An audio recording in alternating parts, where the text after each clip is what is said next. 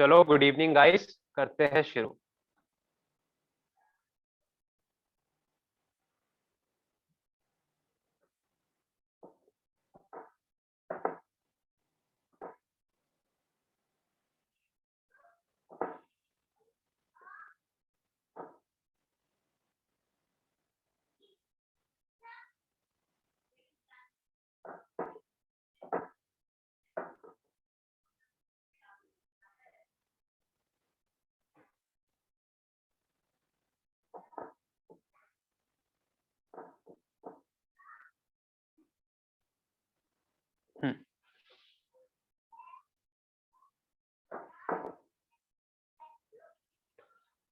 Okay, नया chapter, नया book और नया सब्जेक्ट। सब्जेक्ट है हमारा मार्केटिंग मैनेजमेंट। ठीक है, मार्केटिंग मैनेजमेंट बड़ा सिंपल सा थ्योरी सब्जेक्ट है, बट इसके अंदर last year BHU and DU दोनों में 5-5 क्वेश्चन पूछे गए और ऐसे क्वेश्चन थे जो थे इजी, बट क्या था, बच्चों को पता नहीं था कि कहाँ से और कितना पढ़ना है। ठीक है, तो हमने क्या करा, कंपाइलेशन करी अपने नोट्स के अंदर। यही नोट्स पेड वाले जो बच्चे हैं, आप देख लीजिए, क्लियर कट है एकदम। यही आपको प्रोवाइड हो गया, आपको टेंशन लेने की जरूरत नहीं है। बट बेटा, आप सभी से मेरी एक रिक्वेस्ट है, आप जब भी बैकअप वीडियो ले, और सभी पेड वालों को लेनी है, जो हमारा फॉर्मल बैच शुरू जो हो चुका है उसमें जितने बच्चे एनरोल है उनको लेनी है। क्यों? अपने नोट्स खुद बनाओ, बाद में कब, जब सारे सब्जेक्ट हो जाएंगे आपको ये नोट्स प्रोवाइड होंगे, इन नोट से पढ़ो। इससे क्या होगा, आपकी डबल प्रिपरेशन हो जाएगी। आप जब बाद में पढ़ोगे ना इन नोट से, आपको लगेगा यार ये तो हमने बना रखे हैं, इनको जरूरत नहीं। आपकी अपने आप रिवीजन होगी। तो आप सभी से रिक्वेस्ट है, अपने नोट्स खुद भी बनाना। इनसे जो मैं वीडियो डालूंगा बैकअप की, उनसे ही अपनी वीडियोस नोट्स बनाइए, उन वीडियोस को देख के। प्लस इनको आप रिवीजन के लिए रख सकते हैं, उनमें उसमें हमें कोई भी प्रॉब्लम नहीं है। ठीक है, आओ सबसे पहले मार्केट प्लेस। क्या होता है मार्केट प्लेस सर? हमें नहीं पता, बताइए। मार्केट प्लेस में बेसिकली क्या होता है, जितनी भी चीजें हैं जो फिजिकल है, कौन सी फिजिकल चीज है, फिजिकल गुड्स, या अगर हम फिजिकल गुड्स की कोई बात करें, शूज, बॉटल, अपनी जो रोजमर्रा की एवरीडे की लाइफ है उसमें जो भी चीजें हमारी लगती है, उनकी यूज के लिए हमें एक जगह चाहिए कि हम जहां उस जगह से चीजों को खरीद पाए और बेच पाए। वो क्या कहलाता है? Market place. Play market of physical goods and product is called market place. तो सर ऑनलाइन या जो इनटैंजिबल गुड्स है उनके लिए कोई प्लेस नहीं है? बिल्कुल है, उसे कहते हैं हम क्या? Market space. मार्केट स्पेस और मार्केट प्लेस में एक ही फर्क है, क्या? फिजिकल गुड्स एंड सर्विसेज का फर्क होता है। फिजिकल गुड्स एंड प्रोडक्ट क्या होता है, जो हम चीजों को छू सकते हैं, यूज कर सकते हैं, सर्विसेज को भी यूज कर सकते हैं, बट उनको हम क्या करते हैं, एक्सपीरियंस करते हैं, उनको हम टच नहीं कर सकते। और इन सब चीजों का जब भी ऑनलाइन ट्रांजैक्शन होता है तो उस मार्केट को क्या कहते हैं? Market space. ठीक है, the online space with website such as Amazon and Flipkart are known as market space। ठीक है, किसी बच्चे को यहाँ तक कोई डाउट है कि दोनों में सर और डिफरेंस बताओ? माइक ऑन करके बोल सकते हैं, कोई नो प्रॉब्लम। जी, ओके, ठीक है, क्लियर है, आ जाइए। ओके, मार्केट यूटिलिटी सर क्या होता है बताओ? यूटिलिटी अगर मैं इकोनॉमिक्स या बेसिक टर्म्स में बात करूं तो ऐसी चीजें जिनकी हमें जरूरत होती है। ठीक है, अच्छा, बट यहाँ पे जब मार्केटिंग की बात करते हैं तो ये जरूरत किसकी? मार्केटिंग से रिलेटेड जरूरत की बात बारे में बात हो रही है। ठीक है, मार्केटिंग से रिलेटेड या किसी भी प्रोडक्ट से रिलेटेड हमारी चार जरूरतें होती है। कौन कौन सी? Form, time, space and ownership utility. Sir ये है क्या, ये तो बताओ। देखो, फॉर्म, फॉर्म का मतलब होता है कि जब हम रॉ मटेरियल को फिनिश गुड्स में कन्वर्ट करते हैं तो वो एक पर्टिकुलर फॉर्म या पर्टिकुलर फिनिश गुड बनता है जिसको कस्टमर यूज करता है। पहली चीज। टाइम, कस्टमर को जब वो चीज चाहिए, फॉर एग्जांपल इन विंटर्स हम गर्म कपड़े पहनते हैं, अब समर्स के अंदर हम वो नहीं पहन सकते, तो टाइम या सीजन भी बहुत इंपॉर्टेंट हो जाता है। उसके बाद है प्लेस, मतलब प्लेस कौन सी? भैया दार्जिलिंग की टी ऑल ओवर इंडिया कैसे पहुंचेगी, ऑल ओवर इंडिया के जितने लोग हैं उन्हें दार्जिलिंग की टी का स्वाद कैसे मिलेगा, वो हमारा प्लेस यूटिलिटी डिसाइड करता है। Last one is ownership utility. Ownership utility का बेसिक मतलब होता है कि जब आप कोई गुड खरीदते हैं तो उसका ओनर आप बन जाते हैं। अच्छा, तो सर मार्केटिंग से इसका क्या कनेक्शन? मार्केटिंग से इसका एक कनेक्शन है क्या, कि जो हमारा टाइम, प्लेस एंड ओनरशिप है, ये तीनों यूटिलिटी मार्केटिंग हमारा पूरा कर देती है। कैसे? देखो, marketing function creates time utility, place and ownership utility. ठीक है सर, कैसे ये तो बताओ। आप जब भी किसी चीज का एडवर्टाइजमेंट करते हो या कोई प्रमोशन करते हो, ठीक है, उसमें क्या होता है, सबसे पहले आपने प्रोडक्ट बनाया, इसके अंदर आपकी कोई मार्केटिंग नहीं लगी, बट जब आपने उस प्रोडक्ट को टाइमली लोगों तक पहुंचाया, जहां और जब उन लोगों को जरूरत पड़ी तब पहुंचाया, और जब उन लोगों ने आपको क्या दिया, पेमेंट करी, तो उसके बदले उसकी ओनरशिप भी ट्रांसफर आपने किसके थ्रू करी, मार्केटिंग के थ्रू करी। बट जब आप वो प्रोडक्ट बना रहे हैं, जब उस प्रोडक्ट को प्रोड्यूस कर रहे हैं, उस चीज में मार्केटिंग का कोई भी रोल नहीं होता। इसी की अगली लाइन में आप देख सकते हैं, form utility is the conversion of raw material and component input into finished goods and services। Marketing जो है वो इसको छोड़ के बाकी तीनों यूटिलिटीज को कवर कर लेता है। क्लियर है यहां तक? ओके, नेक्स्ट,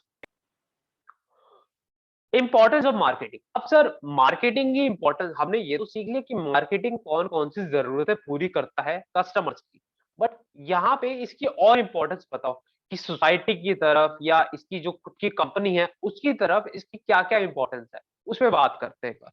सबसे पहले आते हैं हम सोसाइटी पे, importance of marketing toward the society.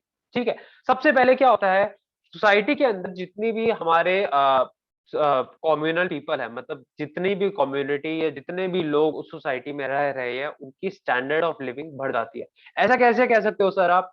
Obviously यार, कोई भी कंपनी जब मार्केटिंग पे काम करती है तो उनका एक ही लॉजिक है और एक ही रीजन है, क्या? Customer satisfaction. कस्टमर ही क्या है? किंग। कस्टमर सरताज है। उसकी सेटिस्फैक्शन कब होगी?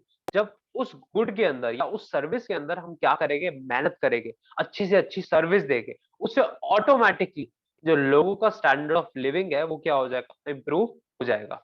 क्लियर है? उसके बाद अगर अगली इंपॉर्टेंस की बात करूं तो वो आता है क्रिएट एम्प्लॉयमेंट। ऑब्वियसली बात है यार, कोई भी कंपनी जब अच्छा प्रोड्यूस कर रही है, उसकी सेल्स बढ़ रही है,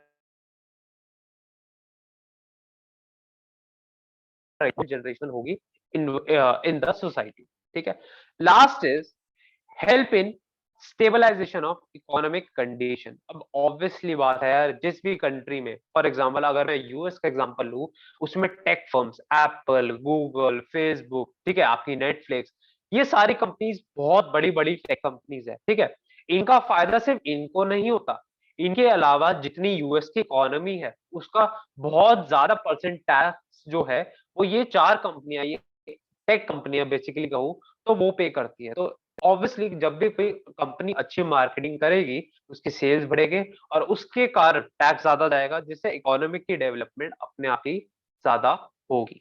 ठीक है, अगली बात करते हैं फर्म की, कि मार्केटिंग का फायदा सोसाइटी को तो हो गया, बट फर्म को उसका क्या फायदा होता है, जो वो मार्केटिंग कर रही है उसको क्या फायदा है? देखो, सबसे पहले helps sustain the company by bringing the profit। Obviously कोई भी कंपनी जब मार्केटिंग करती है तो उसके क्या होगे, सेल्स अप।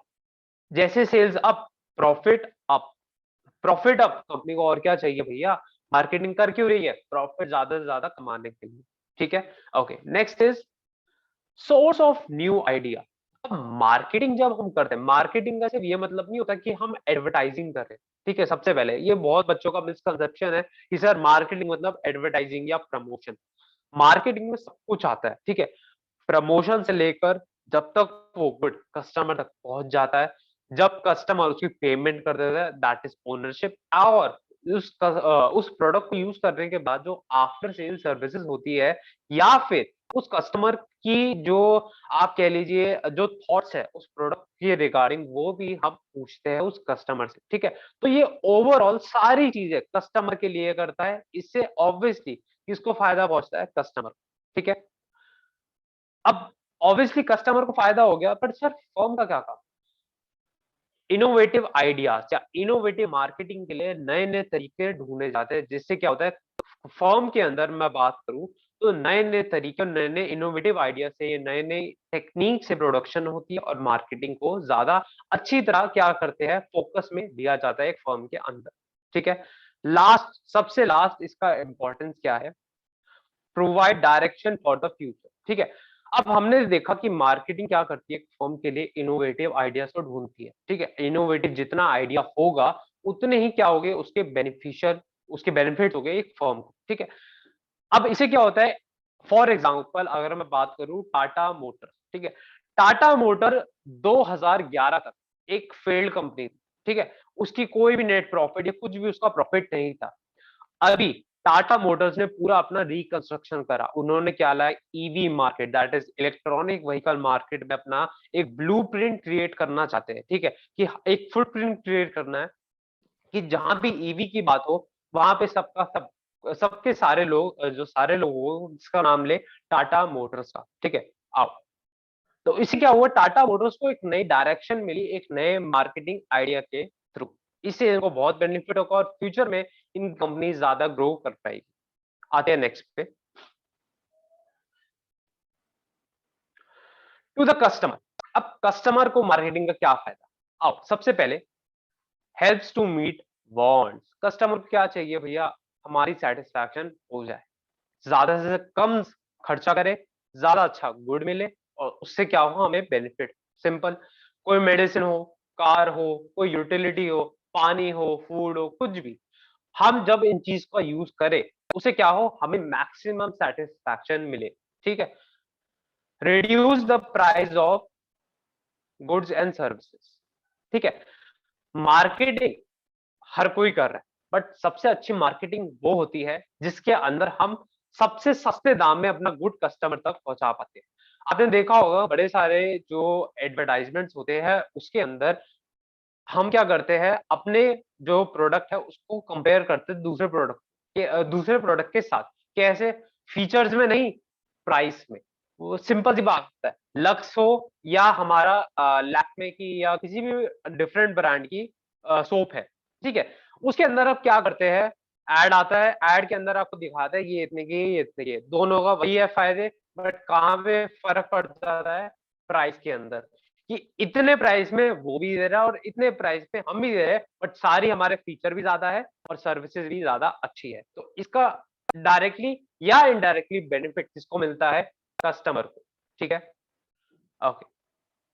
अच्छा, यहां तक इंपॉर्टेंस तक किसी का, किसी बच्चे को कोई भी सवाल है पूछ लीजिए फटाफट से,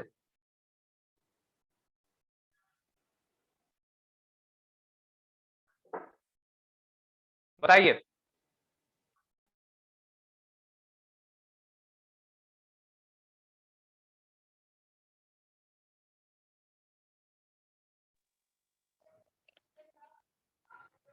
क्लियर है सर। क्लियर है, ओके। नेक्स्ट पे आते हैं।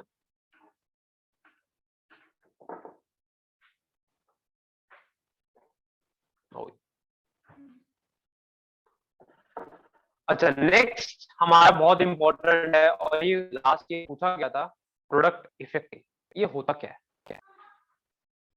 People satisfy their needs and wants with product. A product is affecting that can satisfy their needs and wants. ठीक है, सिंपल सी बात है, प्रोडक्ट इफेक्टिंग में क्या होता है, सिंपल सा एक प्रोसेस है जिसके अंदर जो फर्म है वो क्या ट्राई करती है कि कस्टमर को ज्यादा से ज्यादा प्रोडक्ट में ज्यादा से ज्यादा सेटिस्फैक्शन मिले। ठीक है, सवाल आ गया था, बच्चों को यही नहीं पता कि प्रोडक्ट इफेक्टिंग है क्या। ठीक है, तो ये हमने डाल दिया एज अ शॉर्ट नोट कि आ जाए तो आपको पता हो। ठीक है, नेक्स्ट इज मार्केटिंग। मार्केटिंग क्या होता है, कौन बताएगा? हम पढ़ तो रहे हैं बट है क्या ये मार्केटिंग? बच्चे माइक ऑन करो सारे और बताओ मार्केटिंग, व्हाट इज मार्केटिंग?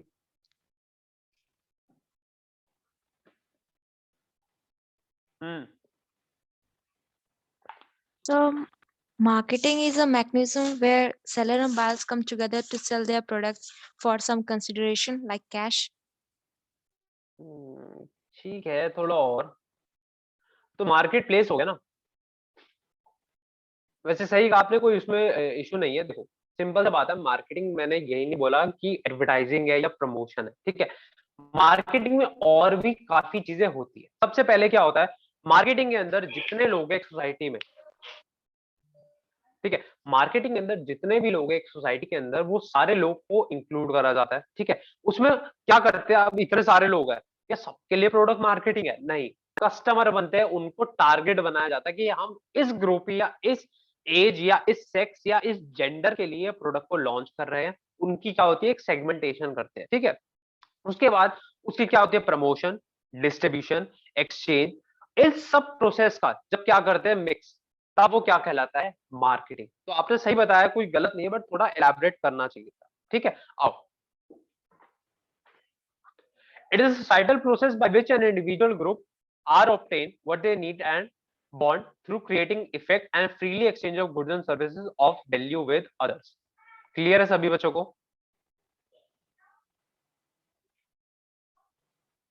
हाँ या ना? माइक ऑन करके बोलना, मैसेज नहीं, इंटरैक्ट करो।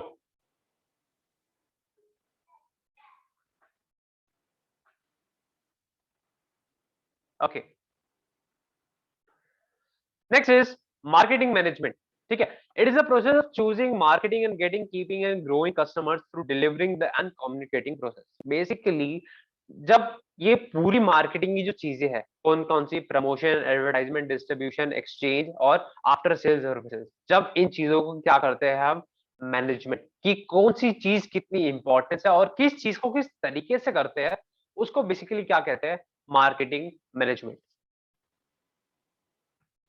ठीक है। सिंपल सा है ये, तो इसमें कोई वो इशू नहीं है। अच्छा, नेक्स्ट है, बहुत इंपॉर्टेंट टॉपिक है, ध्यान से सुनना सारे बच्चे, स्क्रीन पे आ जाओ।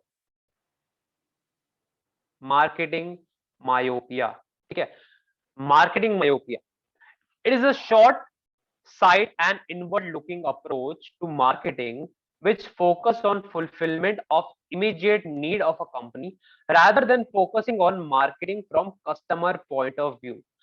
मार्केटिंग मायोपिया के अंदर क्या होता है, कोई भी फर्म जब मार्केटिंग मायोपिया को यूज करती है, वो यूज नहीं करती, एक्चुअली एक फिनोमेना है जिसके कारण क्या होता है, फर्म को लॉस हो जाता है। क्या होता है सर इसके अंदर, फर्म क्या करती है, कोशिश करती है कि हम मार्केटिंग करें, बट कस्टमर की सेटिस्फैक्शन के लिए नहीं, अपने प्रॉफिट के लिए, कि जहां पे हमें कॉस्ट कम लगे, हमारी प्रोडक्ट ज्यादा से ज्यादा लोगों तक पहुंच पाए, और उनको क्या करें, लोग यूज करें, use in the sense purchase करें, ठीक है।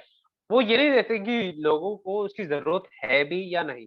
इस कारण क्या होता है, शॉर्ट टर्म में जब आप एग्रेसिव क्या करते हो, प्रमोशन करते हो या एग्रेसिव सेलिंग करने की कोशिश करते हो, तो शॉर्ट टर्म में आपको बेनिफिट हो जाए, बट लॉन्ग टर्म के अंदर ये एक बहुत ही खतरनाक प्रोसेस है, ठीक है। लास्ट ईयर इसको भी पूछा गया था कि मार्केटिंग मायोपिया होता क्या है, बच्चों को नहीं पता, हमने डाल दिया है, ठीक है। तो नोट्स अच्छे हैं, ट्रस्ट कर सकते हो, इससे ही पढ़ना, कोई दिक्कत नहीं पड़ेगी आपको।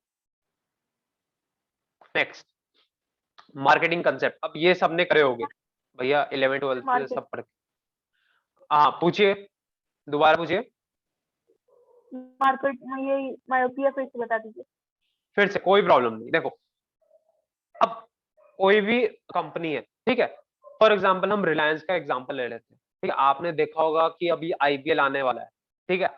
जितने प्लेयर्स होते हैं ना, उनकी जर्सीज के ऊपर जियो इधर रिलायंस, रिलायंस इधर, हर किसी प्लेयर की जर्सी पे एक जियो का टैग होता ही है, ठीक है।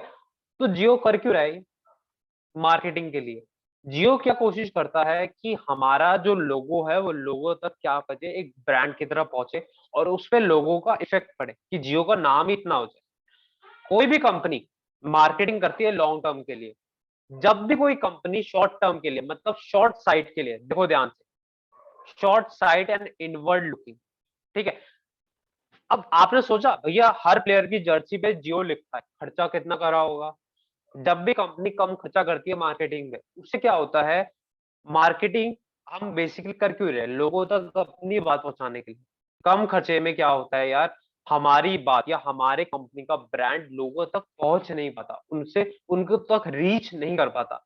इसका क्या होता है इफेक्ट, बेसिकली लॉन्ग टर्म के अंदर उस कंपनी की सेल्स गिरने लग जाती है, जिसके कारण क्या होता है, अपना प्रॉफिट गिर गया और कंपनी डूबने लगती है।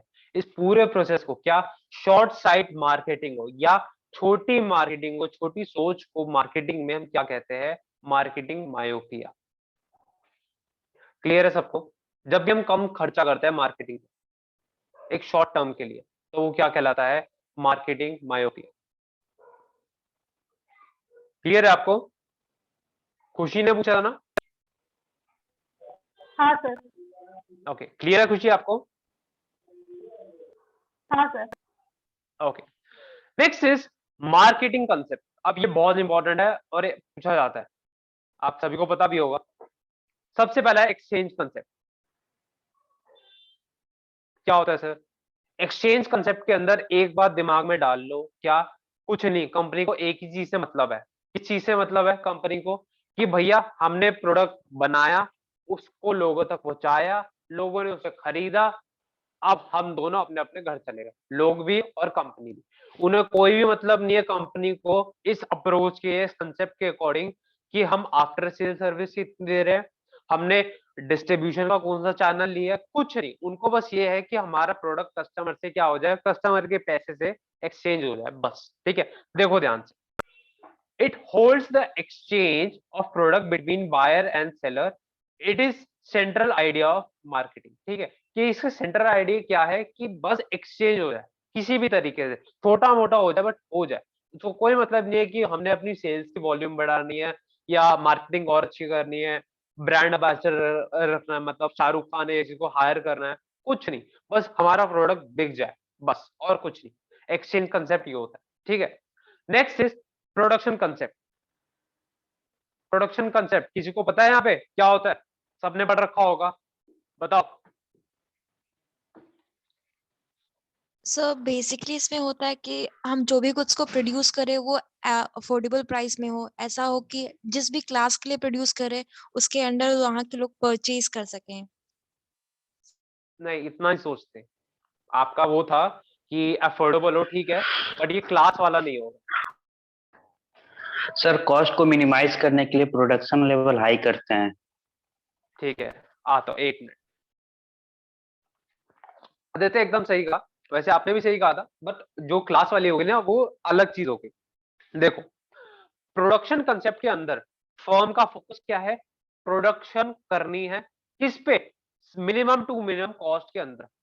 वो नहीं देखते कि हम किस क्लास के लिए प्रोड्यूस कर रहे हैं, लोगों को इसकी जरूरत है भी या नहीं, कुछ नहीं देखेंगे।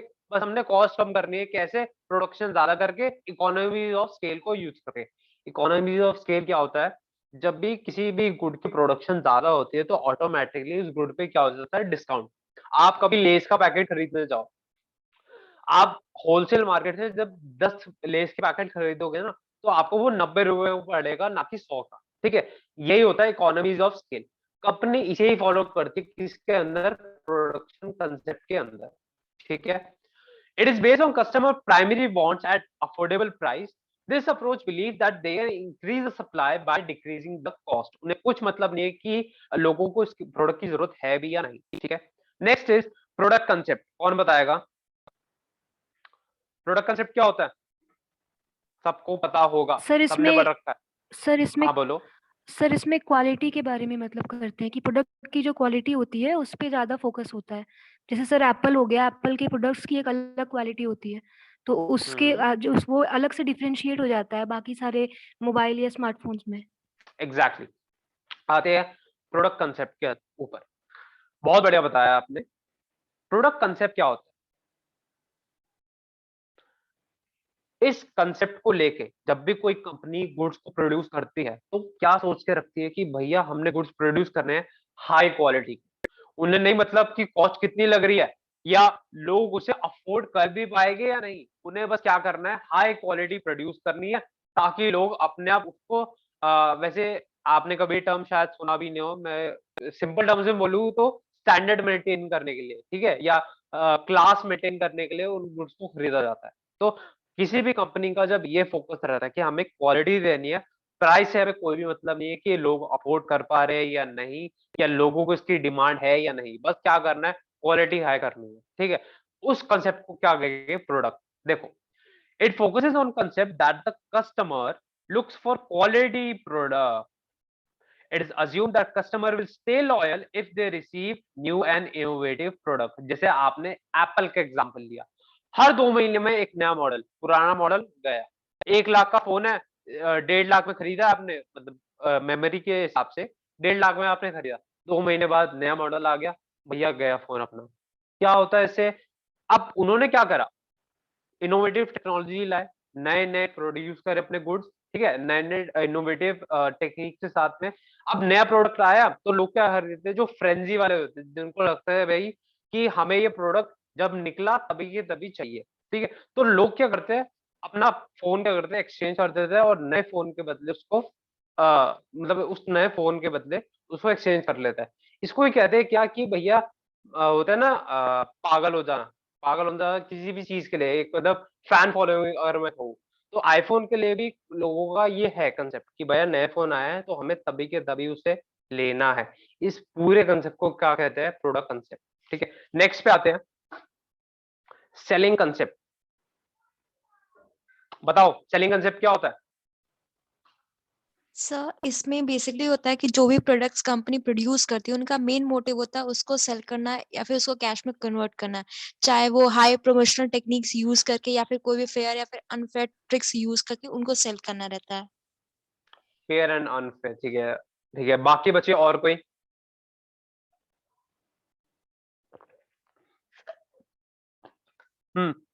बाकी और कोई? ठीक है, आपने बहुत बढ़िया बताया। सेलिंग कांसेप्ट के अंदर एग्रेसिव सेलिंग का या एग्रेसिव प्रमोशन का यूज होता है, ठीक है? देखो, introduces the company are sales oriented. It highlights that the customer would buy a company's product only if the company were to sell this product aggressively. आपने aggressive selling के बारे में सुना होगा कि कोई भी फॉर एग्जांपल अगर मैं लूं मिल्क बास्केट, ठीक है? मिल्क बास्केट अभी क्या ट्राई कर रहा है, मार्केट शेयर अपना बढ़ाने के लिए। उसके लिए वो क्या कर रहा है, लोगों को पर्सनल सेलिंग मतलब घर-घर अपने सेल्समैन भेज रहा है, अपना ऑफर बता रहा है कि भैया हम महीने में इतना लीटर दूध आपको देंगे, इतने रुपए के ऊपर, ठीक है? तो उसे उसको क्या कह रहा है, अब वो इस पे ध्यान नहीं दे रहा कि लोगों को दूध की ज़रूरत है भी या नहीं, या हम दूध सस्ता दे रहे हैं या नहीं, ठीक है? या लोगों के पास और कोई अच्छी फैसिलिटी हो शायद, उस चीज़ पे ध्यान नहीं दे रहा, वो क्या कर रहा है, बस एग्रेसिव सेलिंग कर रहा है। उसे लग रहा है भैया घर-घर भेजूँगा तो लोग खरीद ही लेंगे, ऐसा नहीं होता। ये भी एक गलत कांसेप्ट है अगर मैं प्रॉपर मार्केटिंग की बात करूँ। बेसिकली सेलिंग कांसेप्ट के अंदर क्या फोकस है कि एग्रेसिव सेलिंग करनी है, जिससे क्या हो ज़्यादा से ज़्यादा हमारा गुड लोगों तक पहुँच पाए, ठीक है? नेक्स्ट, मार्केटिंग कांसेप्ट, ठीक है? अब ये तो पढ़ ही रहे, मार्केटिंग कांसेप्ट एक परफेक्ट कांसेप्ट होता है, ऐसा क्यों? सर मार्केटिंग कांसेप्ट के अंदर सबसे पहले क्या मानते हैं, कस्टमर किंग है, ठीक है? जो हम गुड्स प्रोड्यूस कर रहे हैं, वो कस्टमर की सैटिस्फैक्शन के अकॉर्डिंग होगा, ठीक है? कस्टमर के लिए होगा और कस्टमर तक अच्छे से पहुँचना चाहिए, ठीक है? तो जो भी हम गुड प्रोड्यूस कर रहे हैं या लोगों तक पहुँचा रहे हैं, सर्विस दे रहे हैं, वो कस्टमर के अकॉर्डिंग होगा। कस्टमर की नीड है या नहीं, उसे पहचानेंगे। मार्केट में कॉम्पिटिशन कितना है, उसे पहचानेंगे। कस्टमर उसे अफोर्ड कर भी पा रहे हैं या नहीं, उसे पहचानेंगे। इन सभी बातों का ध्यान रखा जाता है, किसके अंदर? मार्केटिंग कांसेप्ट के अंदर। क्लियर है सभी को? आया ना? नहीं है यस तो सर। पूछ लो। Yes sir. Yes sir. बहुत बढ़िया। अब इसी का बड़ा भाई है सोसाइटल कांसेप्ट। सोसाइटल कांसेप्ट के अंदर मार्केटिंग कांसेप्ट की सारी फैसिलिटीज है कि भैया लोगों तक पहुंच रहा है, लोगों को नीड है, लोगों के लिए बना है, लोगों के अकॉर्डिंग बना है, अफोर्ड कर पा रहे हैं या नहीं, आफ्टर सेल सर्विसेज सब कुछ। एक चीज और जुड़ जाती है, क्या? सोसाइटी के लिए। सोसाइटी के लिए बेसिकली अगर बात करूं, सोसाइटी वेलफेयर मतलब क्या नेचुरल जो हमारे नेचुरल रिसोर्सेज है या मिनरल्स है, उन्हें तो कोई हमारी जो प्रोडक्शन हो रही है उससे हार्म तो नहीं पहुंच रहा, या जो हमने पैसा कमाया उसके लिए सीएसआर कॉर्पोरेट सोशल रिस्पॉन्सिबिलिटी हमने क्या करा, स्टार्ट करी, तो उसी पैसे से हमने क्या करा, लोगों को भला करा। जब इस लोगों कॉन्सेप्ट को लाया जाता है कि हमने सोसाइटी को भी बेनिफिट पहुंचाया अपने प्रॉफिट के साथ साथ, तो वो कौन सा कंसेप्ट है? The societal sorry the societal concept. Clear है? मार्केटिंग और इसमें बस यही फर्क है, बाकी सारी चीजें मार्केटिंग वाली ही होती है। क्लियर है सभी को, है ना? बोलो बोलो बोलो, माइक ऑन करके बोलना है।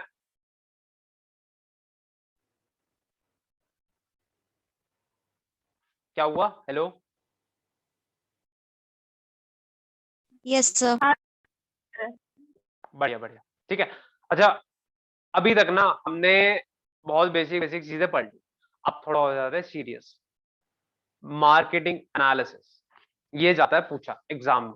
अब it is the identifying opportunities by analysing scanning external environment, collecting market related information to estimate current market demand and forecast future potential।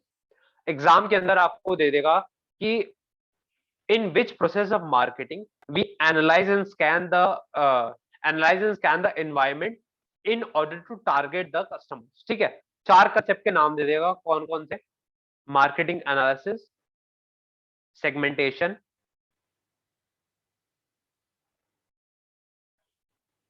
Planning and control. बताओ कौन सा? ऑब्वियसली क्या, मार्केटिंग एनालिसिस। अब इसका कीवर्ड क्या है हमारे पास? Analyse and scanning. ठीक है, होता क्या है, हम क्या, कोई भी कंपनी क्या होती है, जब अपने प्रोडक्ट को लॉन्च करती है उससे पहले वो क्या देखती है कि सोसाइटी के अंदर या जो हमारा मार्केट है उसके अंदर कितनी कंपटीशन है। ठीक है, पूरा डेटा कलेक्ट करती है, पूरे मार्केट को अच्छे से छानती है, कौन कौन से हमारे कॉम्पिटिटर है, कौन कौन से लोग हमारे प्रोडक्ट को खरीदेंगे, कितनी नीड है उस प्रोडक्ट की। वो सारी स्कैनिंग और एनालिसिस किसमें करते हैं हम? मार्केट एनालिसिस के अंदर। क्लियर है? नेक्स्ट पे आते हैं मार्केट सेगमेंटेशन। सेगमेंटेशन का मतलब कौन बताएगा? What is the meaning of segmentation? Division. बहुत बढ़िया, डिवीजन। सेगमेंटेशन मतलब क्या? हिस्से। किसी भी चीज का जब हिस्सा करा जाता है, वो क्यों करा जाता है? ईज के लिए, ताकि फॉर एग्जांपल आप रोल खा रहे हो, उसको छोटे छोटे हिस्से अच्छे से और आराम से उसको खा पाए, उसका टेस्ट ले पाए। मार्केट सेगमेंटेशन भी वही चीज है। उसके अंदर क्या करते हैं, पूरी मार्केट है उसे डिवाइड कर देते हैं किसी भी बेसिस पे। For example age, gender, sex, आपका अगर मैं कहूँ तो कल्चरल जो हैबिट्स होती है उसके बेसिस पे सब कुछ, पूरी मार्केट को डिवाइड कर दिया, उसके हिसाब से प्रोडक्ट बनाए गए। फॉर एग्जांपल अगर मैं लूँ, अगर आप बेस्ट एग्जांपल है लग्जरीज कार पे आते हैं, ठीक है, मर्सिडीज है। जब आप मर्सिडीज को बंबई से खरीदोगे, मुंबई में जाके जब मर्सिडीज खरीदोगे, उसका प्राइस हायर होगा एज कंपेयर टू दिल्ली। ऐसा क्यों सर? बंबई में जितनी भी सारी लग्जरियस ब्रांड है उनके रेट्स हाई है। अब ऐसा क्यों हुआ? प्लेस के अकॉर्डिंग कंपनी ने क्या करा, प्रोडक्ट वही है, वही मैचिंग है, क्या करा, हिसाब से क्या करा, अपनी मार्केट को सेगमेंट कर दिया। यहाँ पे ये मार्केट है तो यहाँ पे प्राइस भी हाई होगा, यहाँ पे ये मार्केट है तो यहाँ भी प्राइस हाई होगा, यहाँ पे ये मार्केट है तो प्राइस थोड़ा लो रख देंगे अकॉर्डिंग टू द डिमांड और जो भी वहां की कल्चरल हैबिट्स है। बम्बई के लोग आपको पता है भैया, अमीर लोग है, ठीक है, खर्चे वाले लोग है, हम जैसे अफोर्ड नहीं कर सकते, वो कर सकते तो वो कर रहे हैं। ठीक है, तो वहां की क्या करी, मार्केट सेगमेंटेशन, प्राइस हाई कर दिया। इसे कहते हैं क्या? Market segmentation. पूरी मार्केट को छोटे हिस्सों में बांट देना ताकि हम अपने प्राइस को मैनिपुलेट कर पाए, प्लस अपने लिए प्रॉफिट ज्यादा से ज्यादा कमा पाए, अपने हिसाब से टारगेट को चूज कर पाए, मतलब कस्टमर को अपने टारगेट बना पाए और उसको अपने गुड्स एंड सर्विसेज दे पाए। ठीक है, नेक्स्ट इज, देखो पढ़ लेते एक बार। It implies dividing a market to identify homogeneous group. ये वर्ड है होमोजीनियस ग्रुप, क्या कि एक मार्केट के अंदर ऐसा ग्रुप जो सारी उनकी फीचर, मतलब रिक्वायरमेंट, फीचर भी नहीं, रिक्वायरमेंट सेम हो, ठीक है, of customers who would respond positively to the firms marketing efforts. Clear है सभी को? अब सिंपल सी बात है यार, बंबई में जितने लोग रह रहे, अगर वो मर्सिडीज खरीदने गए तो प्राइस ऑब्वियसली वो हायर तो देंगे as compare to other states.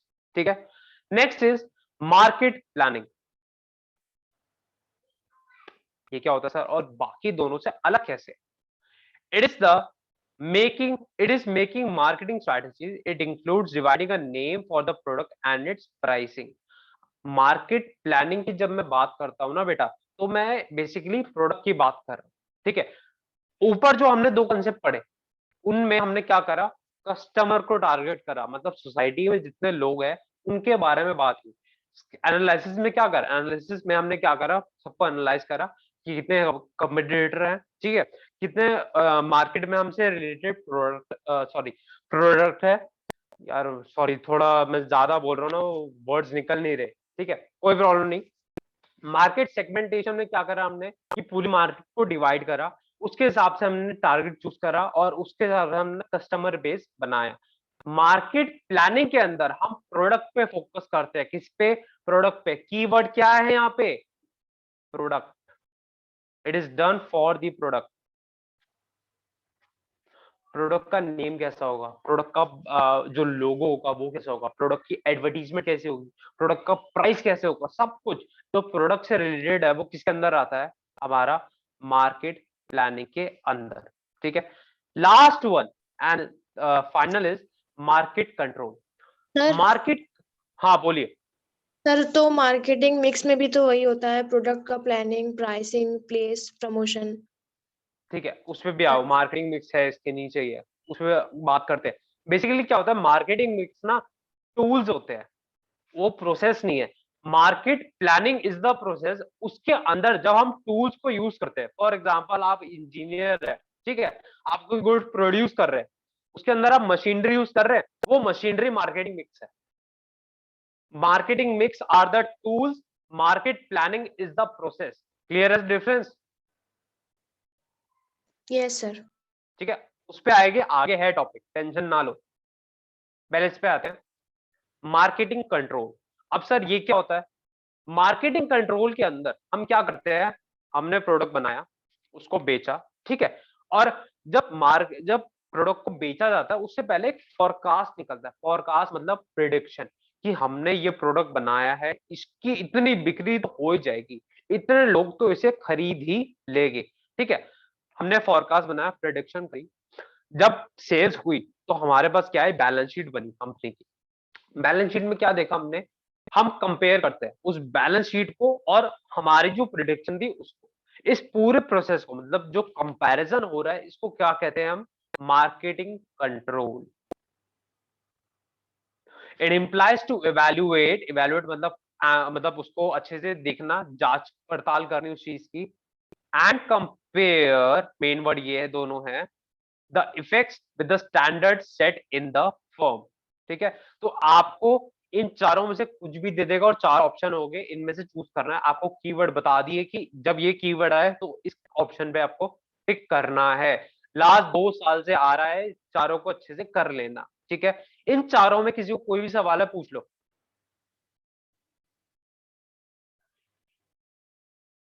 बताओ।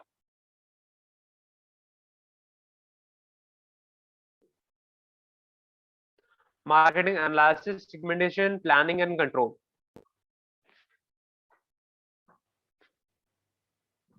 सॉरी, क्लियर है सर। क्लियर है, ओके। नेक्स्ट पे आते हैं, मार्केटिंग मिक्स क्या होता है। अच्छा, कौन बताएगा मार्केटिंग मिक्स क्या होता है?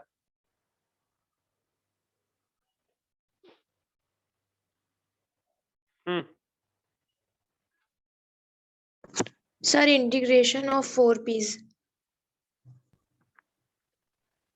और आगे,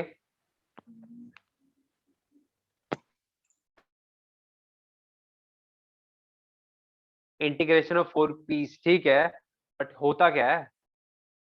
Sir, it's a set of marketing tools. ठीक है, अब काम क्या है, ठीक है, चलो मैं बताता हूं, ठीक है।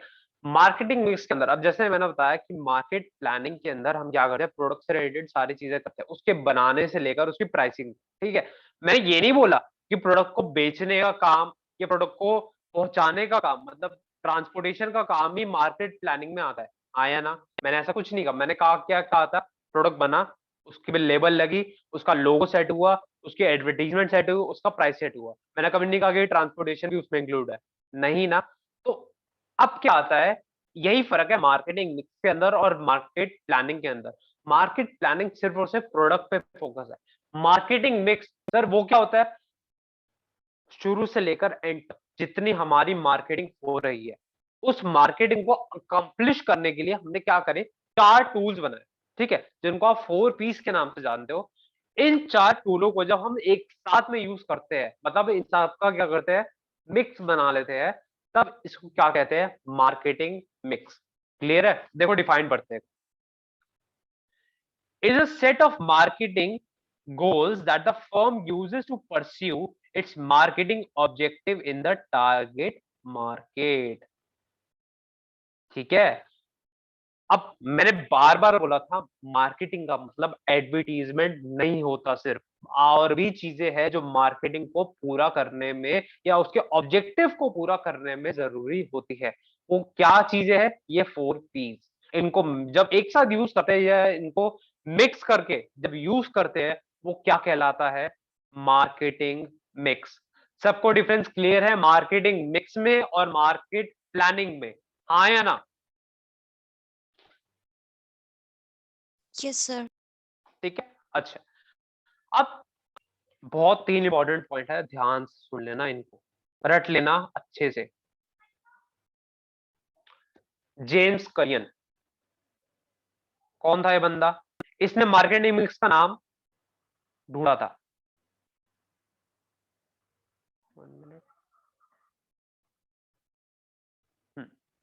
ठीक है, मार्केटिंग मिक्स का नाम किसने ढूंढा था?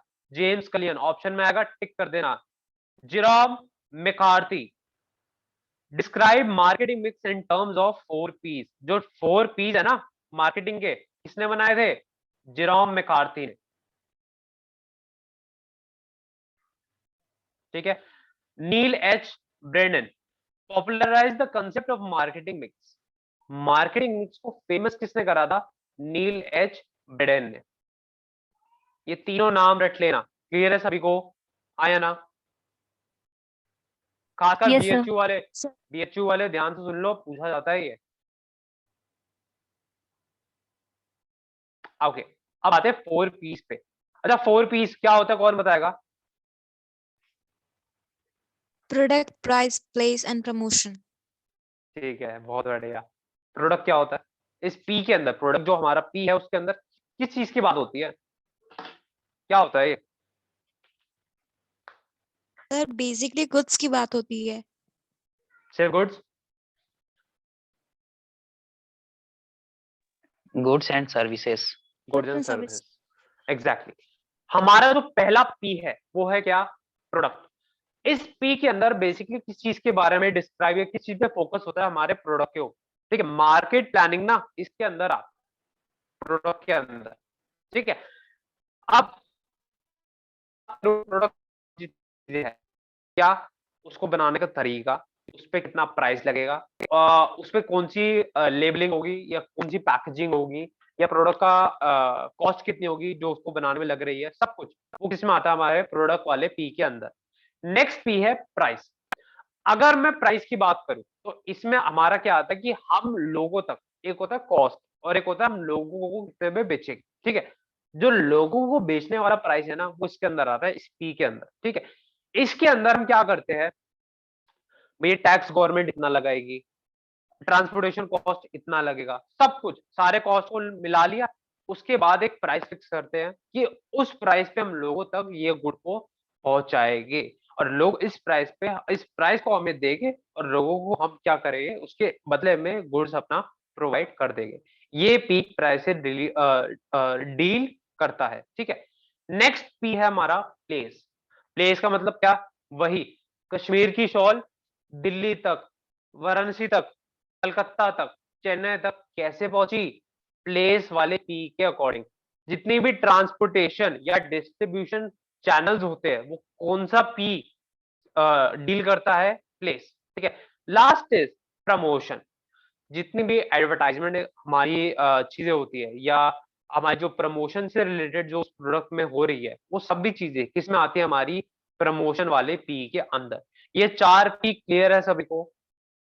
हाँ या ना? Yes sir. यस ठीक है, सर। सिंपल से थे। अब आते हैं सर एग्जाम में क्या पूछेंगे, ये तो हमें भी पता था। एग्जाम में ये पूछेंगे मॉडर्न मार्केटिंग मिक्स। सबसे पहले स्टार, फिलिप कॉटलर, ये नाम बहुत सुना होगा मार्केटिंग मिक्स के अंदर। इसने प्रपोज करा था मॉडर्न मार्केटिंग मिक्स, और इसके अंदर इसने 4 पी और ऐड कर दिए। कौन से 4 पी, कौन बताएगा, कोई बता सकता है? मॉडर्न मार्केटिंग मिक्स के 4 पी, पुराने वाले तो सबको पता है।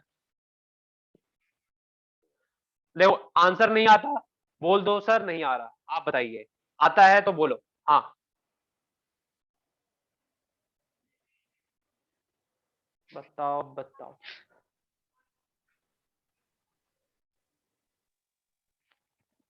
सर आप बताइए। आप बताइए। देखो ये चाहिए मुझे कि सर हमें अभी नहीं आ रहा, अभी हम वीक है, अपनी जो आपकी कमी है ना उसे एक्सेप्ट करना बहुत अच्छा है, बात है यार, उससे तभी इंप्रूव कर पाओगे, अच्छी बात है। ठीक है, सबसे पहला पी, पीपल। सर कौन? पीपल। पीपल कौन? हम, आप, सभी पीपल। उस कंपनी में जो लोग काम कर रहे हैं, प्लस उस कंपनी के जो लोग प्रोडक्ट यूज कर रहे हैं, उस उन सभी लोगों को किस में गिनते हैं हम? इस पीपल के अंदर, पहला पी। ठीक है, अब सर मार्केटिंग मिक्स में इन लोगों का क्या? ऑब्वियसली यार, कोई कंपनी है, कंपनी कैसे रन करती है? जितने उसके अच्छे एम्प्लॉय हो गए। ठीक है, एक कंपनी है वो कैसे रन करेगी? जितने अच्छे उसके कस्टमर हो गए। ऑब्वियसली यार, जब भी कोई कस्टमर ज्यादा से ज्यादा उस कंपनी के गुड्स को परचेज करेगा, कंपनी का प्रॉफिट अप। उसका एम्प्लॉय जितना अच्छा काम करेगा, कंपनी का प्रॉफिट अप। तो ये पी इसलिए बहुत इंपॉर्टेंट हो जाता है। कौन सा? पीपल वाला। क्लियर है सभी को? आया ना? पीपल वाला पी क्लियर है? Yes sir. Okay, next is process. Process कौन सा पी है सर, ये तो बताओ। प्रोसेस, प्रोसेस का मतलब क्या होता है इंग्लिश में अगर मैं बात करूं? प्रोसेस का मतलब स्टेप्स। स्टेप्स। बहुत बढ़िया। प्रोसेस के अंदर हमारे जितनी भी मार्केटिंग की एक्टिविटीज है, कुछ भी हो, कुछ भी कह रहा हूं, कुछ भी, ठीक है, उनको फॉलो करने का, या उनको आप कहो तो एक्शन में लाने का एक तरीका होता है, कुछ स्टेप्स होते हैं, तो एक डिसिप्लिन का तरीका होता है उस चीज को करने का। ठीक है, वो सारे स्टेप्स हम किसके अंदर गिनते हैं? प्रोसेस के अंदर। हम, सिंपल सी बात है यार, जितने अच्छे स्टेप्स हम लेंगे, ठीक है, जितने अच्छे और डिसिप्लिन तरीके से हम चीज को करेंगे, उतना अच्छा हमें क्या मिलेगा? आउटपुट मिलेगा। आप अच्छे से नोट्स बनाओ, क्लासेस रोज अटेंड करो, क्वेश्चन पेपर जो मिल रहा है वो करो, टेस्ट रोज करो, ऑब्वियसली आपका एडमिशन हो जाएगा। सेम चीज मार्केटिंग के साथ है। जितने अच्छे उसकी मार्केटिंग की प्राइसिंग होगी, ट्रांसपोर्टेशन होगी, लोगों तक डिस्ट्रीब्यूशन चैनल होगा, लोगों तक प्रमोशन होगी, obviously at the end company को फायदा होगा ही होगा। क्लियर है सबको? प्रोसेस पढ़ लेते हैं एक बार।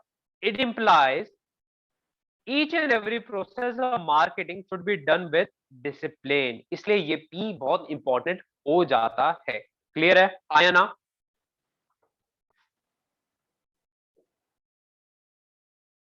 बोलो।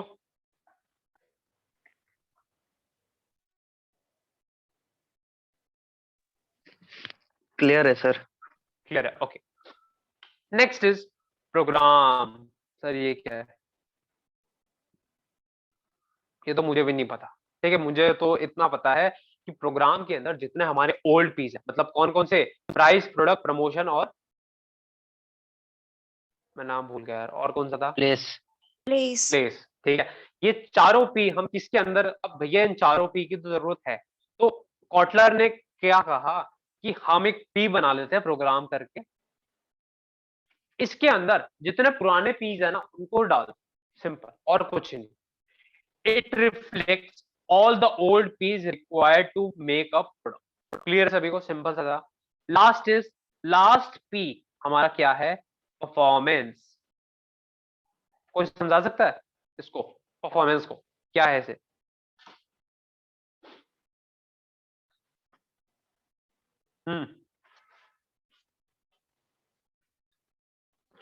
परफॉर्मेंस मतलब, और जो परफॉर्मेंस का जो पी है वो इंपॉर्टेंट क्यों है ये भी।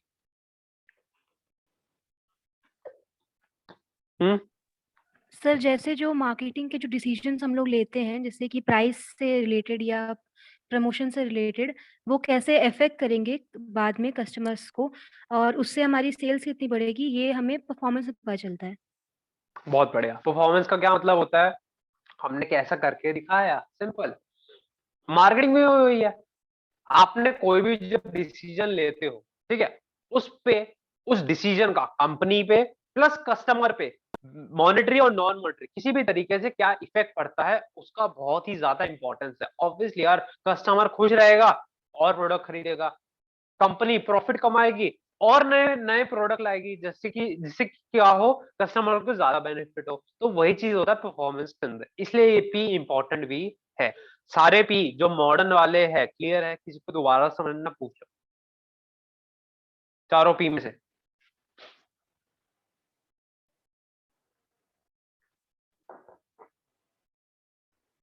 क्लियर क्लियर है है? सर। बहुत बढ़िया, नाइस नाइस नाइस, ठीक है। चैप्टर 2, चैप्टर 1 खत्म है, बहुत बढ़िया, क्या बात। सर तुम तो यार सारे अच्छे पढ़ते हो हैं। हाँ सर, पढ़ने ही तो आए हैं। आपको एक बात बताऊं, हमने जब ये शुरू करा, मेरे पास कॉल क्या आ रही है कि सर आप ही पढ़ाओगे? मैंने कहा हाँ मैं ही पढ़ाऊंगा। अच्छा, कोई फीमेल टीचर नहीं है?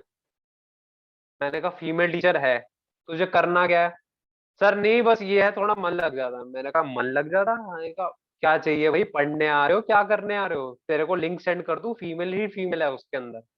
ये अजीब है मतलब लोगों के यार। ऑब्वियसली तुम पढ़ने आ रहे हो यार, और पेड बैच है नॉन पेड है जो भी बैच है, पढ़ने से मतलब रखो ना यार। फीमेल है नॉन फीमेल है, अरे टीचर अच्छा पढ़ा रहा है, टीचर का समझ में आ रहा है। और मैंने ये क्यों करा, मैक्सिमम सब्जेक्ट्स जो है वो क्यों ले रहा हूँ यार? ऑब्वियसली क्वालिटी दे पाऊँ। मेरा कुछ मिल थोड़ी रहा है। एक टीचर ले रहा है 3 सब्जेक्ट, एक टीचर ले रहा है 12 सब्जेक्ट। किस लिए भाई? ऑब्वियसली क्वालिटी के लिए, कि भैया बच्चों को जो मुश्किल सब्जेक्ट है आसानी से समझा पाऊं। थ्योरी वाले सब्जेक्ट तभी बच्चा कर लेता है, प्रैक्टिकल वाले सब्जेक्ट में टीचर अच्छा होना चाहिए, इंटरेक्टिव होना चाहिए, टीचर की बात दिमाग में घुसनी चाहिए। फीमेल मेल उससे क्या फर्क पड़ रहा है? तो ये भी था बड़े बच्चों का। आधे बच्चे इसलिए नहीं ज्वाइन हुए भैया, सुंदर सी फीमेल टीचर नहीं है। घाघरा चोली पहन लू, सुंदर लगुआ, अलग ही है भाई। ओके, चैप्टर 2 पे आता है। सॉरी, फ्रस्ट्रेशन थी, निकालनी थी, निकल गई।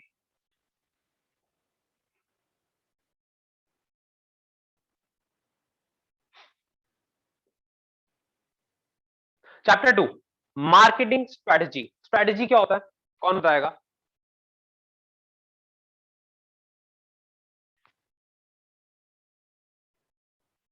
हाँ, एक it's a kind of planning. Kind of planning. हाँ हाँ, और स्ट्रेटजी।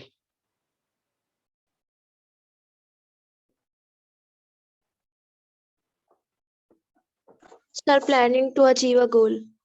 प्लान को अचीव गोल। अच्छा, आप सभी को क्या गोल है एमकॉम का, कैसे अचीव करोगे, कौन बताएगा? कोई शेड्यूल बनाया है?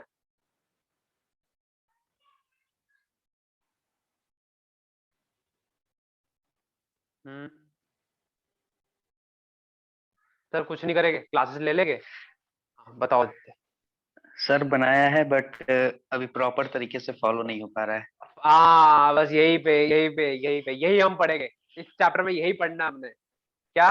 स्ट्रेटेजी तो बना ली, बट फॉलो कैसे करे, उस पे ही हम बात करेंगे चैप्टर के अंदर। बहुत बढ़िया, अच्छा एक्सप्लेन करते हो आदित्य तुम भी।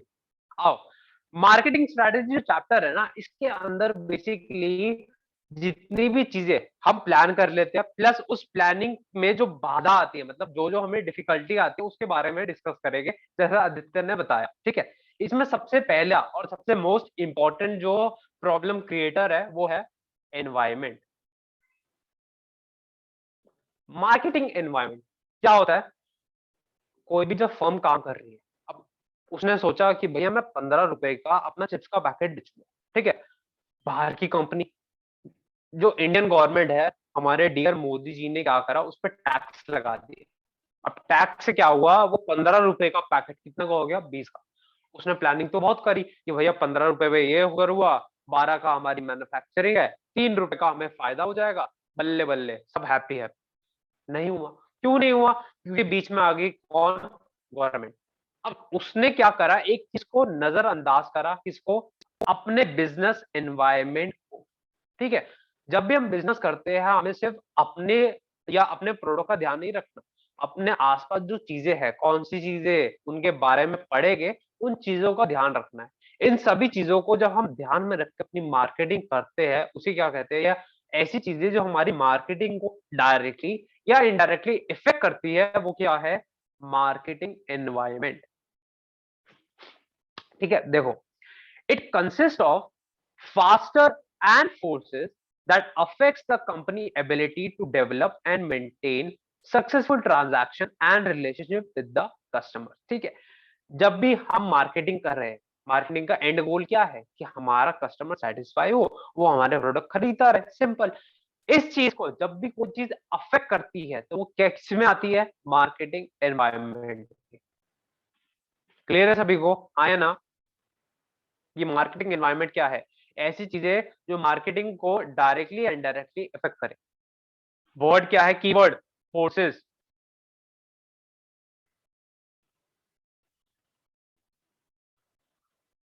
हाँ या ना? बोलो। Yes sir. बहुत बढ़िया, बहुत बढ़िया। Okay, next is micro environment. अब एनवायरनमेंट सर तो पता चल गया कि ऐसी चीजें जो इफेक्ट करे। अब सर कितना इफेक्ट करती है ये भी तो बताओ। देखो, सिंपल सी एक चीज होती है, क्या? 1 मिनट। माइक्रो एनवायरनमेंट, कंपनी की अंदरूनी एनवायरनमेंट, मतलब ऐसी चीजें जिसके पे हमारा कंट्रोल है। कौन कौन सी ऐसी चीजें है सर? सप्लायर, कस्टमर, कॉम्पिटिटर और मार्केटिंग इंटरमीडिएरी। ठीक है, ये चारों बंदे क्या होते हैं? हमारी मार्केटिंग को इफेक्ट करते हैं। कैसे? पर सप्लायर, हमें रॉ मटेरियल खरीदना है, सप्लायर से खरीदेगा ऑब्वियसली। अगर हम उससे सप्लायर ने रेट बढ़ा दी, मार्केटिंग गई हमारी, प्रोडक्ट का प्राइस बढ़ जाएगा। जो हमने प्राइस फिक्स करा उसको हमने क्या करना है? रीइवैल्यूएट करना पड़ जाएगा। ठीक है। कस्टमर, कस्टमर कौन? हम और आप जैसे लोग। ठीक है, कंपनी जब क्या कर रही है, अपने प्रोडक्ट को हमें बेच रही है। अब मान लो मार्केट के अंदर अभी अगर मैं टेलीकॉम सेक्टर की बात करूं, टेलीकॉम मतलब क्या भैया? जियो, जियो धंधनादन और एयरटेल, इनकी डुओपोली चल रही है। ये दो कंपनी है, या तो आपके इसकी सिम है या तो इसकी। ठीक है, मान लो लोगों के पास अभी क्या हो जाते हैं? 10 कंपनी और हो जाती। टाटा भी आ जाता इसमें, आदित्य बिरला भी अपनी खोल लेता, और आपकी ये कौन सी थी, कुत्ता किसमें आता था? हाँ, वोडाफोन है,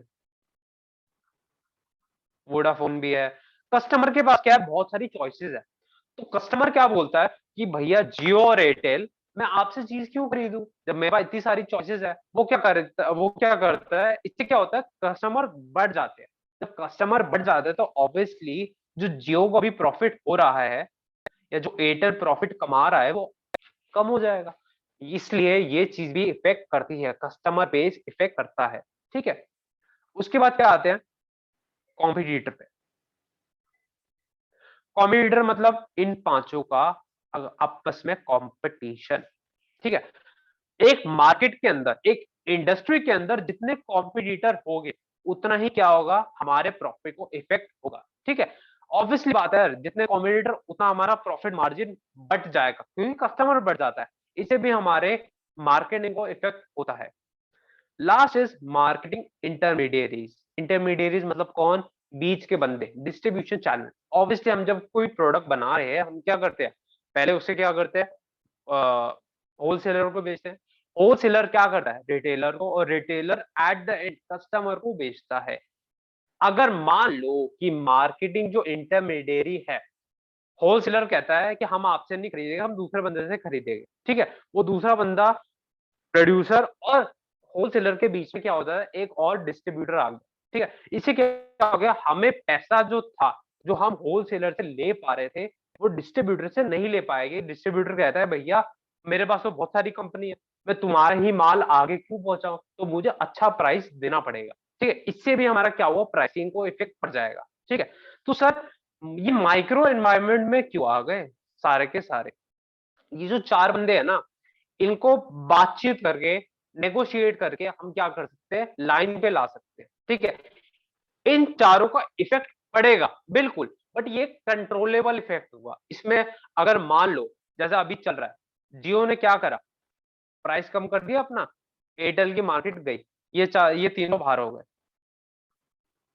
ठीक है, अपनी एक चेंज की वजह से जियो क्या हो गया, मार्केट लीडर बन गया। ठीक है, तो कंट्रोल हुआ या नहीं हुआ?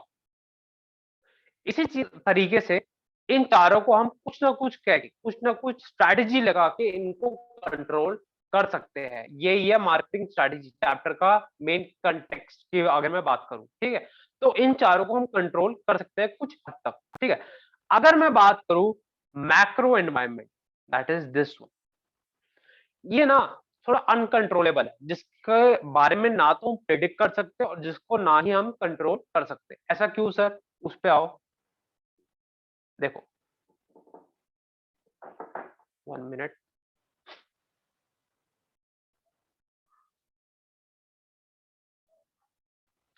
सबसे पहले सर कंट्रोल क्यों नहीं कर सकते? कर सकते हैं, इकोनॉमिक एनवायरनमेंट। भैया इकोनॉमी चली गई, इकोनॉमी चलने का मतलब क्या हो गया, कोरोना आया, बिजनेसेस बंद ठप हो गए, किसी का कंट्रोल था क्या?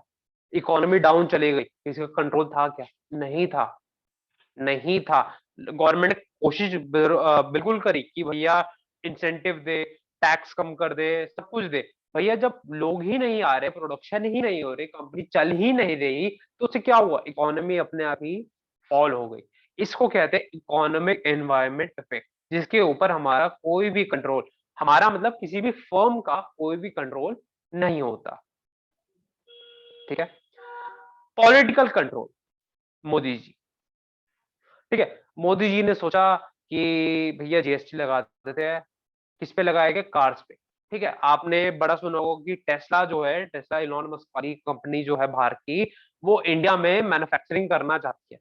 मोदी जी कहते हैं नहीं, जो हमारी घर मतलब डोमेस्टिक कंपनीज है उन्हें नुकसान होगा ऑब्वियसली, क्योंकि कंपटीशन बढ़ जाएगा, टेस्ला के पास टेक्नोलॉजी अच्छी है। ठीक है, तो मोदी जी ने क्या करा, टेस्ला पे टैक्स लगा दिया। किसका? कस्टम ड्यूटी वाला, जो एक इनडायरेक्ट टैक्स है, आप सभी को पता होना चाहिए, इनकम टैक्स पढ़ रहे हो अभी। ठीक है, एक क्या है, इनडायरेक्ट टैक्स है, 30% लगा दिया।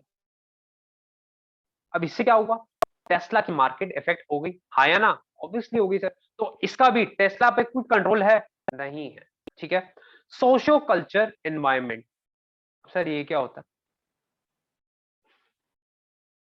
इसका एक बड़ा इंटरेस्टिंग सा एग्जांपल है। आज से मतलब आप लगा लो 2 सेंचुरी, मतलब 20 साल पहले इंडिया में ना कॉफी का चलन ही नहीं था, हम सब क्या पी रहे थे, चाय। तो कंपनी है हमारी फेमस, कौन सी, नेस्ले।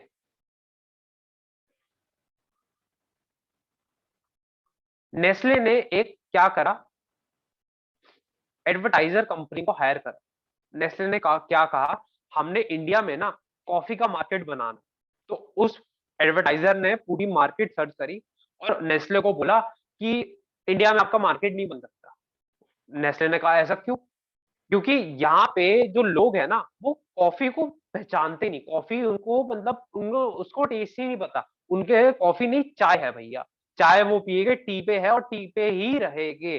तो नेस्ले ने पूछा हम क्या करें कि लोगों को कॉफी का फ्लेवर लोगों तक पहुंच पाए, लोगों को कॉफी का फ्लेवर पता चले। एडवर्टाइजर ने क्या कहा, आप ना कॉफी वाली टॉफी इंडिया में बेचो, कॉफी वाली टॉफी इंडिया में बेच दो। ठीक है, नेस्ले ने कर दी प्रोडक्शन। धीरे धीरे लोगों तक कॉफी का टेस्ट थ्रू टॉफी पहुंचता चला गया और इससे क्या हुआ, हमारे इंडिया में कॉफी की डिमांड भी इंक्रीज हो गई और लोगों तक कॉफी का टेस्ट पहुंच गया, जिसके कारण नेस्ले को बहुत ही ज्यादा बड़ा फायदा हुआ। अब नेस्ले को तो चलो ये फायदा हो गया, ठीक है, मान लो जो बाकी फर्म्स है उनके लिए तो ये क्या हो गया, भैया इंडिया वाली फर्म ने कॉफी को ना तो कभी जाना था और वो अभी तक चाय पे बना रहे थे प्रोडक्ट्स अपने। ठीक है, जैसी कॉफी आई उनको क्या पता चला कि भैया अब हमारी जो मार्केट है, जो चाय वाले लोग हैं वो कॉफी भी पी रहे हैं। ठीक है, तो इसलिए सोशो कल्चर का मतलब कि वहां के जो लोग हैं, जो डोमेस्टिक पीपल है, उनकी प्रेफरेंस क्या है। पहले चाय तक थी, अब कॉफी आ गई तो मार्केट क्या हो गई, डिवाइड हो गई। इससे क्या हुआ, ये अनकंट्रोलेबल था चाय वालों के लिए, जो चाय वाले प्रोडक्ट बना रहे थे उनके लिए क्या था, अनकंट्रोलेबल, क्योंकि इसका कोई कंट्रोल नहीं था उनके पास, ये हो रहा था, चेंज आ रहा था, उनको एक्सेप्ट करना पड़ा। ठीक है, इसलिए ये मैक्रो के अंदर आता है। Next is demographic. डेमोग्राफिक मतलब कौन बताएगा, डेमोग्राफिक एनवायरनमेंट, ये वर्ड बहुत इंपॉर्टेंट है, बताओ। Demographic environment. Study of human population and its distribution. बहुत बढ़िया, बहुत एग्जैक्ट, एकदम बहुत अच्छा बताया। ठीक है, अब भैया मान लीजिए कि कोविड का टाइम था, लोगों के पास टीवी तो था नहीं, मतलब टीवी था बट लोग घर पे थे, तो लोग थोड़े ज्यादा बिजी हो गए। ठीक है, इससे क्या हुआ, बेबी बूम आ गया। अब बेबी बूम आया तो जो बेबी हेल्थ केयर के जो प्रोडक्ट्स थे, उससे क्या हुआ, डिमांड बढ़ गई। ठीक है, कंपनी ने क्या करा, सोचा कि भैया बेबी बूम आने वाला है, अपनी प्रोडक्शन रैंप अप कर दो, मतलब प्रोडक्शन बढ़ा दो। इससे क्या हुआ, जो मैनी पोको पैंट्स वाले हैं, उसकी स्पेलिंग मुझे नहीं पता, एग्जांपल बोल रहा हूँ, ठीक है ना, मैनी पॉकेट जो भी लिखा है देख लेना। ठीक है, मैनी पोको पैंट्स वाले हैं, और कौन से कौन कौन सा आता है, पैम्पर्स, हाँ पैम्पर्स, इन वालों को प्रॉफिट होना शुरू हो गया। उन्होंने क्या करा, उन्होंने कुछ नहीं करा, उन्होंने क्या देखा कि बेबी बूम आने वाला है। अब इसका बेबी बूम जो आने वाला है, इसका कुछ कंट्रोल है नहीं है। अब पॉजिटिव भी हो सकता है इफेक्ट, नेगेटिव वो बात की बात है, पर इसका इफेक्ट जो है, ये जो बेबी बूम आने वाला है, पॉपुलेशन बढ़ने वाली है, इसका कंट्रोल जो कंपनी है उसके पास कोई भी कंट्रोल नहीं है। तो इसलिए ये किस में गिना जाता है, मैक्रो एनवायरनमेंट में। Next is nature environment, resources, minerals, environment, इनकी बात हो रही है यहाँ पे। अब हम जब प्रोडक्शन कर रहे हैं, सीएनजी या ईवी अभी आया है, इससे पहले जो हम प्रोडक्शन कर रहे थे वो किस पे थी, कोल बेस्ड एनर्जी पे।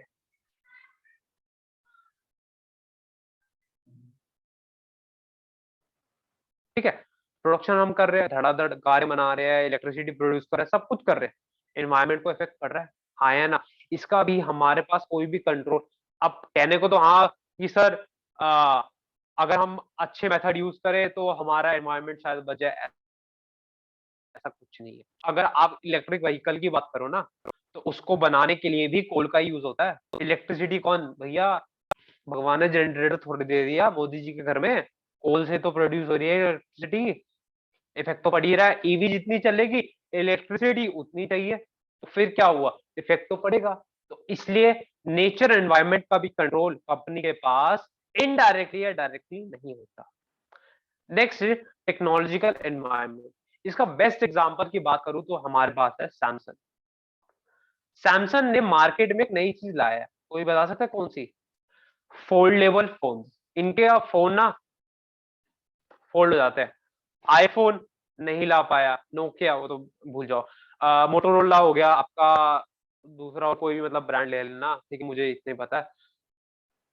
ये सारे जो है ना, ये फोल्डेबल फोन अभी तक नहीं ला पाए। इनके जो फोन है अभी भी कैसे है, सीधी स्क्रीन वाले, टच वाले।